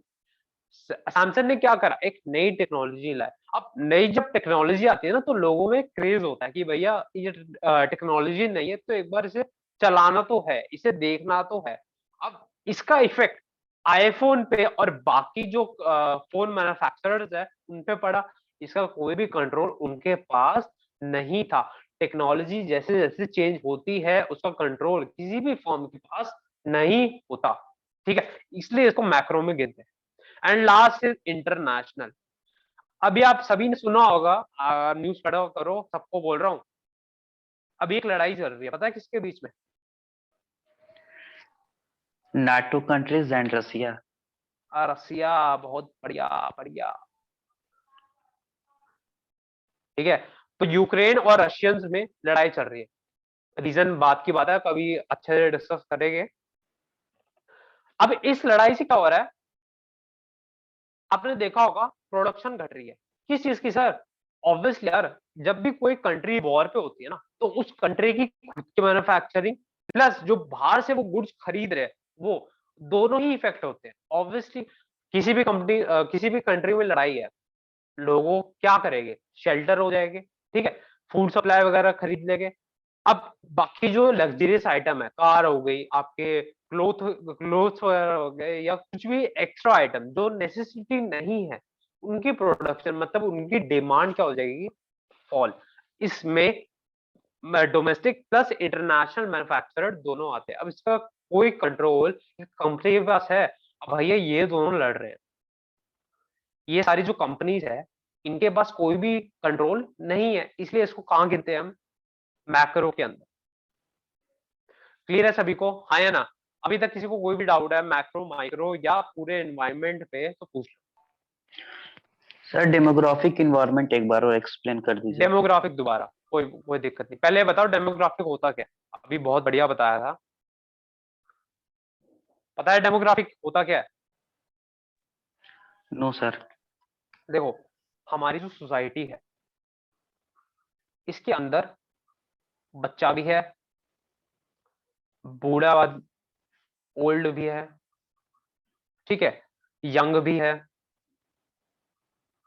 ठीक है, और प्रीबॉर्न भी है, मतलब मेटर्निटी स्टेज पे जो होती है मदर्स, वो भी है, ठीक है। हमने क्या करा, अपनी पूरी पॉपुलेशन को इस कैटेगरी में, इसमें एज वाइज बांट दिया।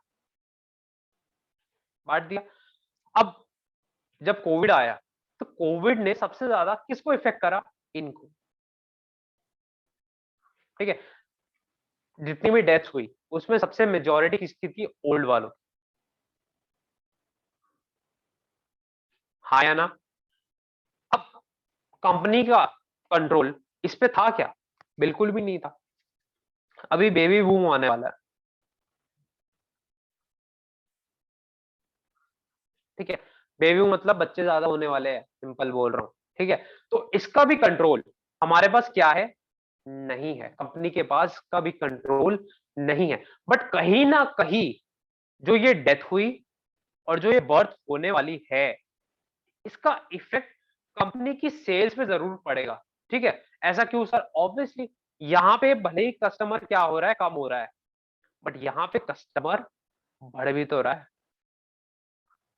अगर एज कंटेक्स्ट में बात करें तो जब भी ऐसा कुछ होता है तो उसे किस में गिनते हैं हम, डेमोग्राफिक एनवायरनमेंट के अंदर।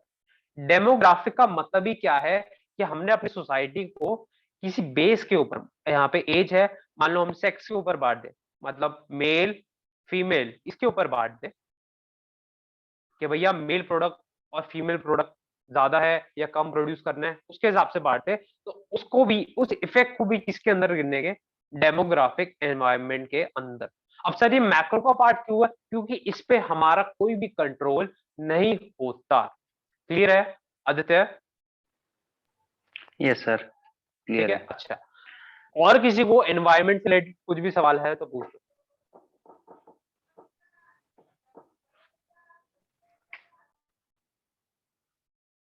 नहीं है, चलो बढ़िया, सबको आता है सर, ये तो आता ही था, है ना?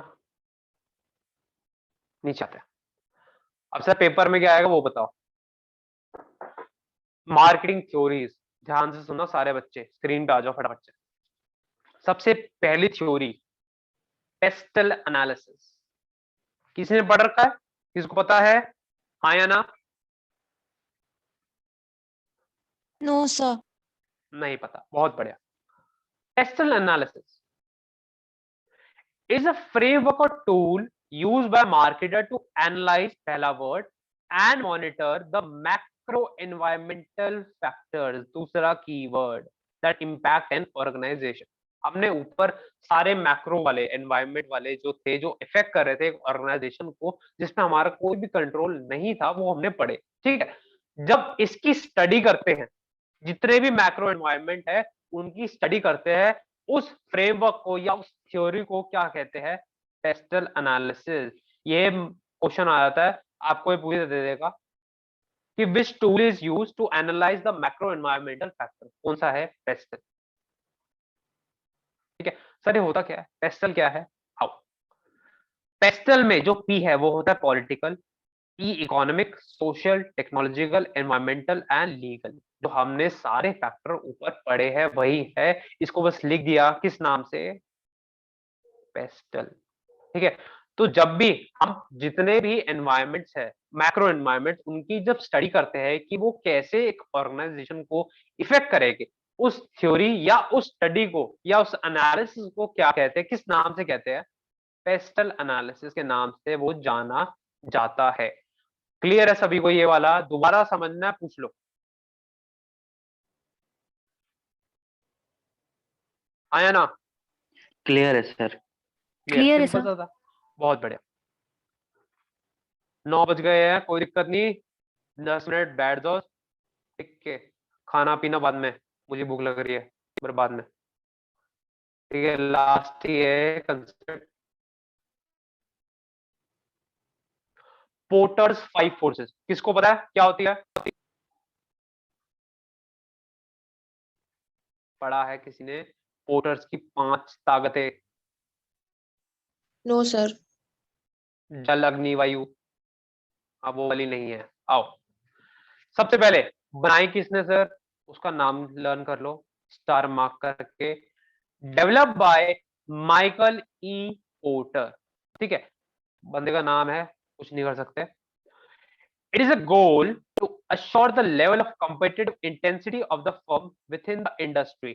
अब मेरा एक सभी से सवाल है कि इंडस्ट्री क्या होता है, कोई बता सकता है? एक इंडस्ट्री में, ग्रुप ऑफ फर्म्स या बिजनेस। बहुत बढ़िया। और एक फर्म में क्या फर्क है? फर्म होती है सिंगल, ठीक है।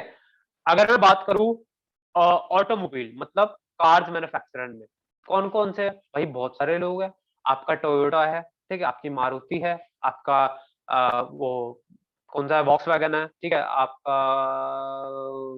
देख लेना, ठीक है। तो ये सारी फर्म्स क्या है, एक इंडस्ट्री में काम कर रही है। एक कौन सी इंडस्ट्री? उस इंडस्ट्री का नाम क्या है सर? ऑटोमोबाइल। जब भी एक फर्म या बहुत सारी फर्म एक किसी चीज में काम करते हैं ना, ये एक लाइन ऑफ प्रोडक्ट में काम करते हैं, वो ऑटोमेटिकली क्या बना लेते हैं? इंडस्ट्री। ठीक है, अगर मैं पोर्टर्स 5 फोर्सेस की बात करूं तो वो किस चीज पे है कि एक इंडस्ट्री में कितनी क्या है? पहला कीवर्ड कॉम्पिटिटिव इंटेंसिटी के मतलब एक इंडस्ट्री के अंदर कितना कंपटीशन है, पहला। It is done to determine the alternative that is profitability of that industry. ठीक है, और उस कंपटीशन के दौरान हम उस इंडस्ट्री में प्रॉफिट कमा भी सकते हैं या नहीं कमा सकते, इसकी जब हम क्या करते हैं, पढ़ाई करते हैं, मतलब स्टडी करते हैं, उसको क्या किस नाम से जाना जाता है? Porters 5 forces. बेसिकली अगर इन शॉर्ट में बताऊं, पोर्टर 5 फोर्सेस का एक काम है, मतलब आप हाँ लगा लो, एक ही काम है क्या? ये एक इंडस्ट्री में कंपटीशन कितना है, पहला। दूसरा, क्या उस इंडस्ट्री में हम प्रॉफिट कमा सकते हैं या नहीं। ये दो ऑब्जेक्टिव या दो शब्द, मतलब कौन से? पहला और ये दूसरा, देख लो तो मतलब किस थ्योरी की बात कर रहा है वो? पोर्टर्स 5 फोर्सेस की। हाँ या ना? क्लियर है यहां तक?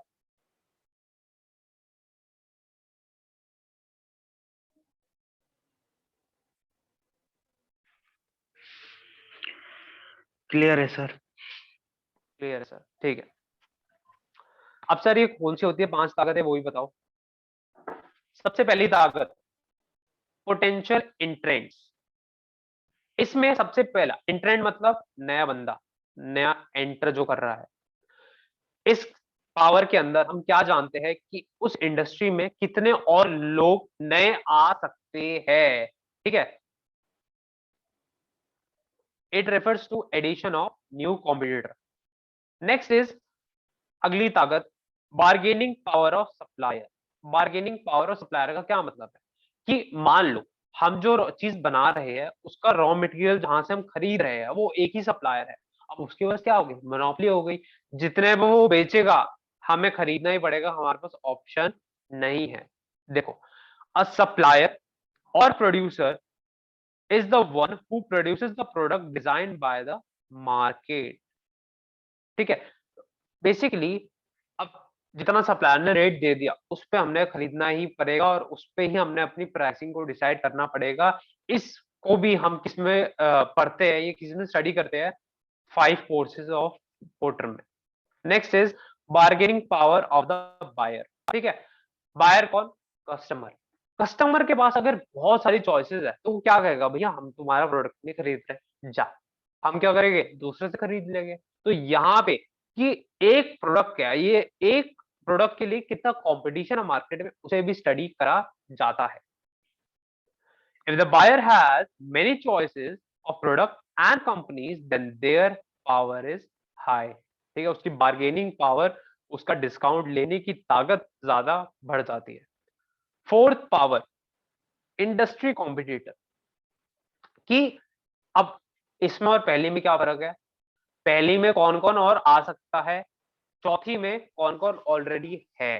ठीक है, अगर मैं ऑटोमोबाइल की ही बात करूं तो उसके अंदर जितने भी कंपटीशन फ्रेंडली है, मान लो टाटा को एक नई अपनी कार लॉन्च करनी है, ठीक है, वो क्या करेगा, मार्केट सर्च करेगा, मार्केट में देखेगा कि उस टाइप की कार, टाइप ऑफ कार मतलब एसयूवी या सेडान या छोटी मिनी कार, उस कैटेगरी में किस किसने अपना क्या कह लीडरशिप बना रखी है, मतलब किस की मार्केट अच्छी है, उसको क्या करेगा, एनालाइज करेगा। वो किस में करता है, किसके थ्रू करता है, इंडस्ट्री कॉम्पिटिटर के अंदर वो उसको एनालाइज करेगा। Last one is threat of substitution. अब भैया इलेक्ट्रिक व्हीकल चलने वाले हैं, ठीक है, तो जो ऑयल कंपनीज है या पूरी ऑयल इंडस्ट्री है उसे इफेक्ट होगा ऑब्वियसली। भैया तेल का यूज ही नहीं है जब, तो ऑब्वियसली तेल की डिमांड, उसका प्राइस, प्रॉफिट, तो पूरी इंडस्ट्री को क्या है, उस चीज से खतरा है। इसको भी हम किसके अंदर पढ़ते हैं, पोर्टर 5 फोर्सेस के अंदर पढ़ते हैं। The availability of a substitution threat affects the profitability of an whole industry. पूरी पूरी इंडस्ट्री उसे इफेक्ट हो जाती है। 5 फोर्सेस ऑफ पोर्टर क्लियर है, हाँ या ना? किसको दोबारा समझना है, पांचों में से कुछ?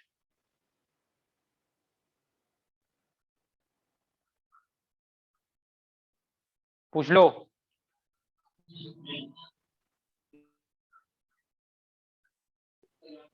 सर ये इफेक्ट पॉजिटिव और नेगेटिव दोनों हो सकते हैं। एग्जैक्टली, पॉजिटिव नेगेटिव दोनों हो सकते हैं, ऐसा कुछ नहीं, अफेक्ट होगा ये जरूरी है।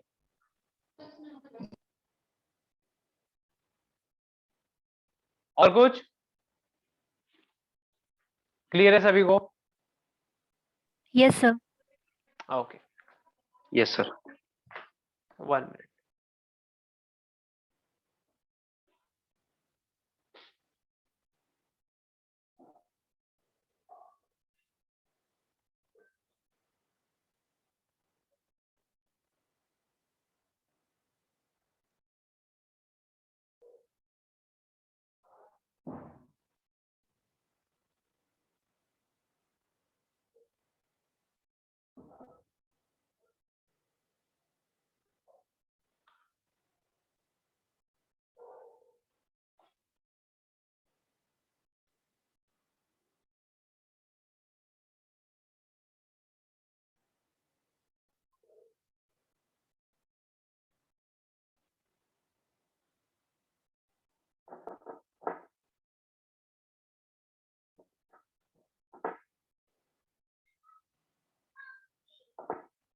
ठीक है, अच्छा क्लास खत्म है। अच्छा सबसे पहले अपना रिव्यू दो कि क्लास कैसी लगी, सही थी, हाँ है ना? सही थी सर। ठीक है, समझ में आया? नया जो हमारा सब्जेक्ट है उसके बारे में किसी को कोई भी डाउट सर कि कैसे करे, कुछ भी पूछना हो पूछ लो।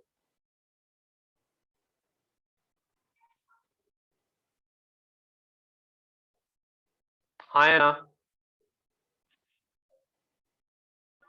सर थोड़ा धीरे धीरे मतलब टॉपिक समझाया चाहिए। नहीं एक्चुअली क्या था ना यार, आज ना क्लास मिस हो गई, अब हमारे 40 मिनट वेस्ट हो गए ना, इसलिए। नहीं तो मैं बहुत धीरे पढ़ाने वाला था 2 घंटे में। अब खुद सोचना, हमने 2 घंटे का टॉपिक डेढ़ में पूरा कर लिया, कैसे करा? थोड़ा तेज मैं बोला, मैं मानता हूँ। आप बोल देते बीच में सर थोड़ा और स्लो करो, कोई दिक्कत नहीं थी।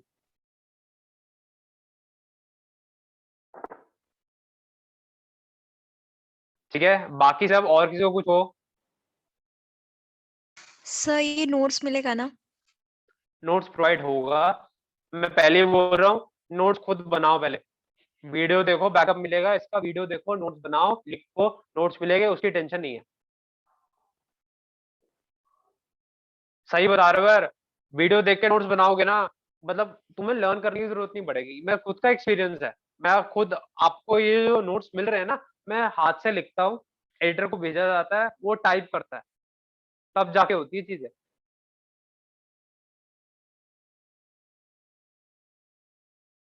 और किसी का कोई सवाल? सर कल मैथ्स की क्लास रहेगी?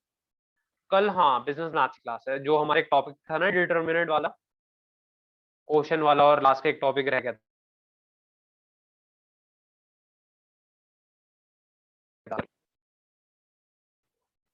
बाकी सब सर बीएचयू का जो सिलेबस है उसमें मैथमेटिक्स तो है नहीं। बीएचयू का उसमें मैथमेटिक्स नहीं है, बिजनेस मैथ्स क्यों नहीं है? No sir. इनकम टैक्स वाले में अगर आप डिटेल में जाओगे ना तो मिल जाएगा, बिजनेस फाइनेंस में जब जाओगे ना उसमें होता है, प्लस माइक्रो मैक्रो में पूछ रहे थे यार ओके आपको। हाँ इंटीग्रेशन करके पूछ लेगा, आपको क्या देगा, प्रोडक्शन फंक्शन बोलेगा और कुछ डाल देगा कि उसमें डाल के बताओ कि इसका आंसर आएगा या नहीं आएगा। प्रोडक्शन फंक्शन को पहले इंटीग्रेट और डिफरेंशिएट करते हैं, उसके बाद आंसर आता है।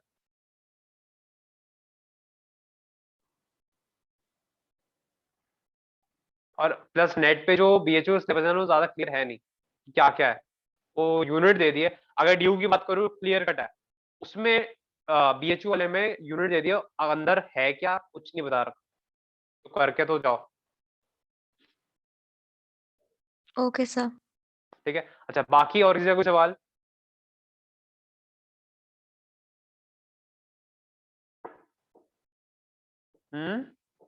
पूछो पूछो पूछो।